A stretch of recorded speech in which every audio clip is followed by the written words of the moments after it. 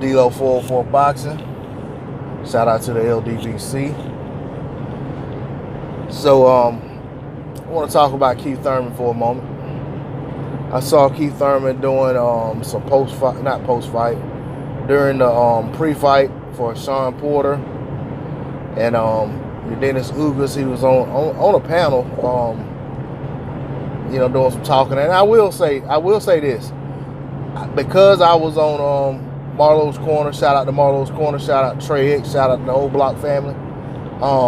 I will say that because I was on there and I was listening to Trey X's blow-by-blow commentary and listening to the guys on the panel, staying engaged in the chat as well, I did have my volume down, so I don't know what Keith Thurman said, and I really just didn't catch it. But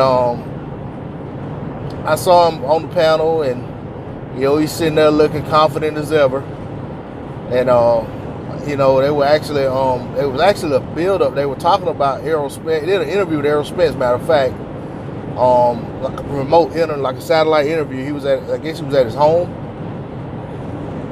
and I did actually turn it up when Errol Spence was talking to see what he was saying, and Errol Spence said something about about the welterweight division. He talked about the Mikey fight, and he talked about that right now he's the best welterweight out there, et cetera, and basically that he's looking forward to the fight with Mikey. It's going to be a tough fight, but he feels he'll be victorious.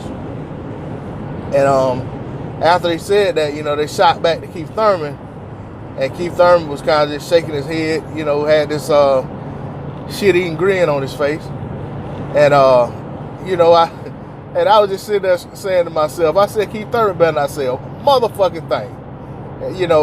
He better not say nothing about Young Buck, none of that. I said he better not say anything to act as if he's king of the hill and everybody has to come see him. Because he said that in the past. As far as the welterweight division goes, or as Keith Thurman said, the welterweight division. But I didn't want to hear that, and I'm glad that they only shot to him for a few seconds, and then they went ahead and closed it out and went back to the fight or whatever it was at the moment. But I found it, I just found it very ironic that they got the man who thinks he's the top dog in the division sitting there on the panel, and they interviewed Errol, and Errol knows who's on the panel, and he sat there and said, "Yeah, I'm the top fighter in the welterweight division. I'm the best of the welterweights, et cetera, et cetera." Keith Thurman sitting right there, and he knew not to say anything because I feel like Errol's so real, and he's so real and he's unfiltered when it comes to certain things. He'll say what's on his mind, and I feel like had Keith Thurman tried to say anything, Errol Spence probably would have checked him, would have went ahead right there and reminded him of how he maneuvers and behaves whenever his name's brought up. So, that's all I want to say about that. I will say that I have heard rumblings about Keith Thurman and Manny Pacquiao potentially fighting. That's a fight I definitely would like to see.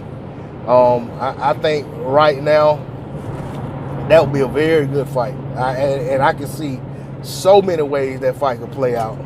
I mean, that fight is not a runaway for either guy. You know what I'm saying? It's no pun intended, but it's not a fight that I can see either guy just running away with at the moment.